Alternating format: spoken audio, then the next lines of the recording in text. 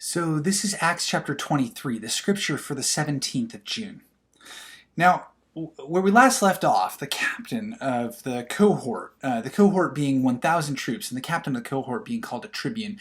The tribune of the cohort in Jerusalem had called a meeting of the Sanhedrin in order to understand better why Paul was being accused by the religious leaders in the area.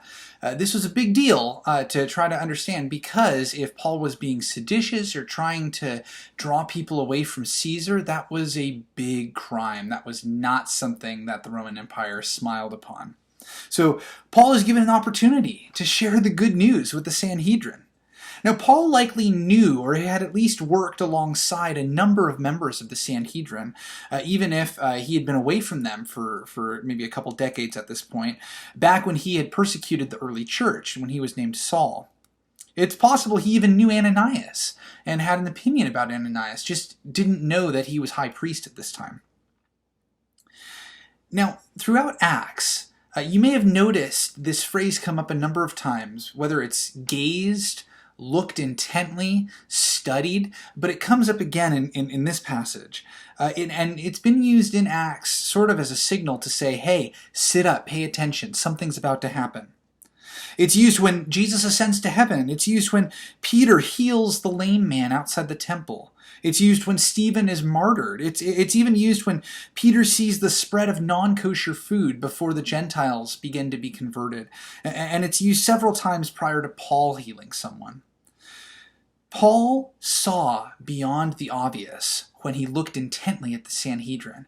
And while he may not have originally intended to use what he saw, I think probably what he saw was the division between the Sadducees and the Pharisees.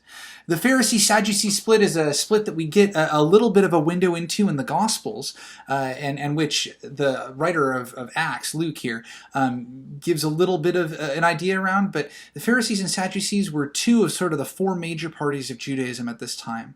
The Sadducees were the party of the old money. They were the conservative guard, whereas the Pharisees were the more spiritualistic, letter of the law, reform type party. You could think of them as. They were the newcomers, the up-and-coming party, and so they didn't have a whole lot of backing or money on their side. Then there were also the zealots who wanted to throw off the yoke of Rome and who were willing to kind of go further than the Pharisees or Sadducees were in speaking against the government. And then there were the Essenes, which were more hermited out in the wilderness. John the Baptist was considered one of the Essenes, or thought to be one of the Essenes. So Paul uses this Pharisee-Sadducee split on the Sanhedrin to testify to the gospel without getting hit in the mouth again, like he did right at the beginning of his statement.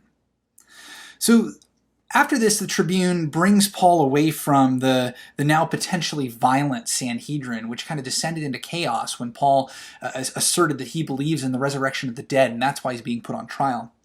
And after this, Jesus comes to Paul and directs him toward Rome. And several Jews conspire to ambush Paul and kill him under the cover of, well, we just want to hear a little bit more from him.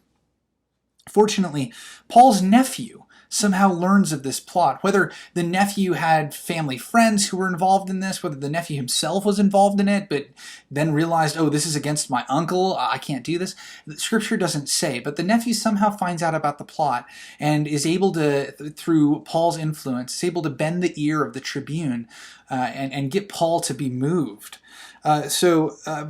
The tribune begins to set in motion a series of events that will lead to Paul moving to Caesarea and being held there for some time. Now, Caesarea was the capital, quote unquote, of this area of the Roman Empire, of Judea.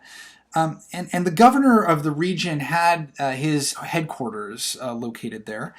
The tribune has a heavy guard go along with Paul just to make sure that no scandalous stuff tries to happen along the way. And I want to also ask you to note particularly how the tribune paints himself in his letter to Governor Felix here. He conveniently rearranges a few facts in his letter in order to present himself in the best light.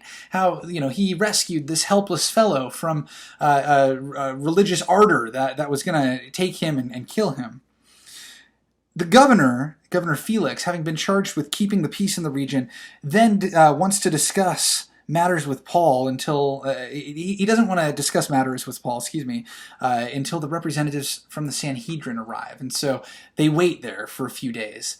And then in the next chapter, we get to see Paul testify before Felix. That's, I wonder, when has God drawn you to look intently at something or someone? And that's all for Acts chapter 23. Tomorrow, the 18th of June, we'll be looking at Acts chapter 24. May God bless you in your reading of Scripture.